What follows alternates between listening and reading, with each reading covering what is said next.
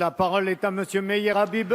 Merci, Monsieur le Président. Monsieur le Premier ministre, permettez-moi de commencer par citer le prophète Isaïe, il y a 2600 ans. « Pour l'amour de Sion, je ne me tairai point. Pour l'amour de Jérusalem, je ne prendrai point de repos. » Le 11 mai, ici même, comme le rappelait Claude Goesgen, vous m'exprimez vos regrets après que la France eut voté de manière honteuse une résolution de l'UNESCO niant le lien historique entre le peuple juif et sa capitale, Jérusalem. Le président de la République lui-même, dans une lettre personnelle du 22 juin, m'a également assuré que la prochaine résolution ferait l'objet d'une attention toute particulière. Paroles, paroles, encore des paroles.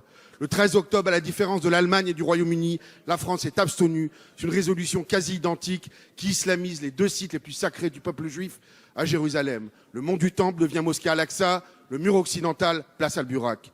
Que l'UNESCO ou l'ONU aient depuis longtemps perverti leur vocation de servir la paix pour se muer en officine antisioniste, c'est hélas acquis, déplorable et incurable. Dois-je rappeler que le Conseil des droits de l'homme, aujourd'hui présidé par la grande démocratie qu'est l'Arabie saoudite et jadis par la Syrie d'Assad ou le Libyen Kadhafi, réserve depuis sa création plus de 50% de ses condamnations au seul et minuscule État juif. Mais que la France, patrie des Lumières, s'abstienne devant pareille insulte à 4000 ans d'histoire judéo-chrétienne, c'est indigne.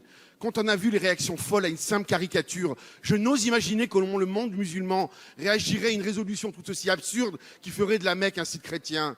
C'est quoi la prochaine étape? Réécrire la Bible avec chaque mention de Jérusalem, remplacée par Al-Quds, temple par mosquée.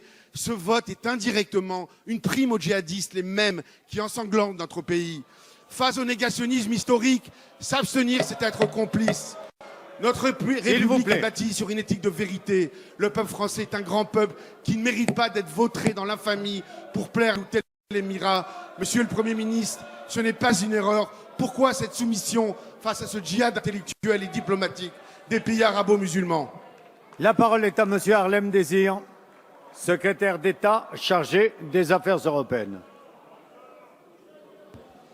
Merci, Monsieur le Président. Mesdames et Messieurs le député, Monsieur le député Meyer Habib, je veux vous l'assurer, la politique de la France au Proche-Orient, c'est la recherche inlassable d'une solution négociée entre Israéliens et Palestiniens. Jamais dans le vote de ces résolutions à l'UNESCO, la France n'acceptera que puisse être contestée la présence et l'histoire juive à Jérusalem.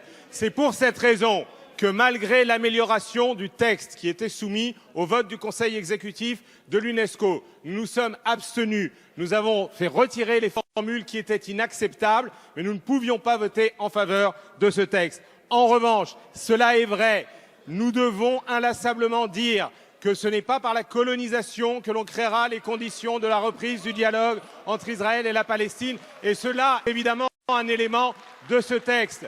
Que c'est dans le respect du statut de la ville de Jérusalem, ville sainte pour les trois religions monothéistes, mais aussi la recherche d'une solution de deux États, d'une solution négociée, d'une solution qui permette la réconciliation, qui permette la sécurité, qui permette aussi la justice pour les Palestiniens, que l'on trouvera l'apaisement dans cette région et que l'on pourra faire en sorte que soient combattus les extrémistes, ceux qui s'opposent à la paix. C'est pourquoi, vous le savez, la France a pris une initiative pour réunir une conférence internationale de paix. C'est pourquoi le ministre des Affaires étrangères a réuni déjà de façon préparatoire l'ensemble des partenaires qui veulent cette conférence de paix. Et c'est pourquoi je crois que la représentation nationale doit soutenir la France dans cette position qui est immuable, qui est intangible, qui va par-delà les alternances politiques et qu'il faudra poursuivre quoi qu'il en soit. Oui, la voie de la France, c'est celle de la réconciliation et de la paix indispensable au Proche-Orient. Merci.